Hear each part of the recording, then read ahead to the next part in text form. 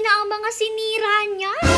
Nagulat na lang si Mother ngayon kasi pag-akit niya dito sa second floor, ayan si Brindel tatakbo at alpas. Buti na lang nga nakapunta siya agad dito kasi nagwawala nga yung pack members, kaya noon pala hindi sila magkaintindihan kasi naiinggit naman sila kay Brindel kasi bakit nga ba to nandito sa labas? Ay Diyos ko, nakakaloka talaga itong si Brindel, napakagaling din kasi talaga niyang magbukas ng gate niya, kaya naman minimake sure yan palagi na may lock niya. Chinek rin nga ni Mother ang CCTV at saglit lang rin nga na naggala-gala dyan si Brindel at actually nangungulit-ngulit pa siya sa ibang pack members natin at gusto rin palabasin yung iba kaya naman nagwala at nainggit sila. Nung wala naman siya makulit dyan kasi lahat nga sila ay nakakulong, saka naman siya nagtatakbo papunta doon sa may kama sa pagkaakyat ng hagdan at doon na talaga siya nanira ng nanira. Yes guys, kita sa CCTV na ang tagal niya dito, yun pala dito siya naglaro-laro. Buti na lang nga itong wire ay hindi niya nakagat kasi kung hindi kuryente talaga siya dyan. Bali sa sahig nga ayan sandamakmak na mga ganyang papel-papel ang sinira niya at dito sa kama tingnan nyo sinira niya yung bedsheet.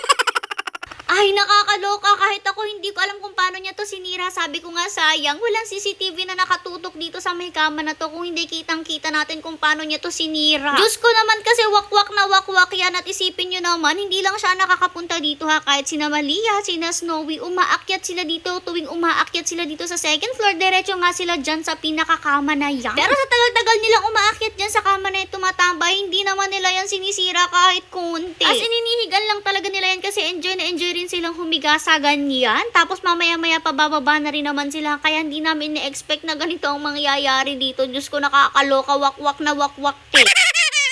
Anyways, maya-maya pa pinalabas na rin naman sila kasi mukhang si Brindel talaga punong-puno ng energy sa katawan at kailangan na niyang ilabas. Imagine nyo sa tindi ng energy niya ay talagang nasira talaga niya yung kama na yun, nakakaloka. Anyways, kung nagtataka naman kayo kung bakit may extra ang kama doon, yun po kasi ang tinulugan at ng ating mga kennel girls na kinuha ng mga nakaraang panahon. At matagal na nga wala natutulog doon pero hindi nililigpit kasi inaakyatan rin nga yun ng ating pack members at nakakapagpahinga rin sila doon ng very light. Anyways, ayun na nga, nasa labas na itong mga to for the kulitan na sila kasi alam nyo ba, ito na nga yung mga huling sandali na makakapagkalaro silang tatlong magkakasama. Kasi alam nyo naman noon talaga itong si Brindel lang at si Britney yung lumalabas pero ngayon nga tatlo na sila nung dinala ko namin dito itong si Oreo ko. Anyways, nung time na to medyo makalat pa nga talaga dito sa labas kasi ito nga rin yung time na naggagawa pa ng cage ng ating mga musang. O diba medyo late upload na talaga to. Pero kasi ito na yung mga huling sandali nila na na-videohan namin. Ayan si Oreo, magpapaalam na siya kasi uuwi na po siya. Pero alam nyo ba, nakakatuwa kasi kahit nga noong una naiinis si Brindel natin at si Britney dito kay Oreo, ngayon naman mukhang magkakaibigan na talaga sila. At imagine yung may pagkatapang pa talaga si Brindel na alala nyo nga noon talagang inaway niya yung isang tuta. Pero dito naman kay Oreo hindi niya inaway at all. Although medyo pikon-pikon lang talaga siya kay Oreo pero mabait rin naman siya kaya nakakatuwa rin talaga. Yun nga lang ngayon paglabas nila ay dalawa na lang ulit sila ni Brindel at medyo tahimik na kasi itong si Oreo rin talaga yung nagpapaingay dito sa tatlo. Actually hindi lang sa kanilang tatlo guys, lahat talaga sila ay Diyos ko na iingay ang ating mansyon simula nung andito si Oreo. Eto naman na ang gabi na iuwi na natin si Oreo ay Diyos ko, nakakalungkot naman para sa pack members natin kasi mamimiss rin nila itong si Oreo. Pero for me, happy naman ako kasi uuwi na siya finally sa aming bahay. At alam niyo naman si Oreo galing rin talaga dito at anak po siya ni Bakla at si Oreo na lang din talaga ang natitirang living proof natin na nagkaroon naman ng bakla since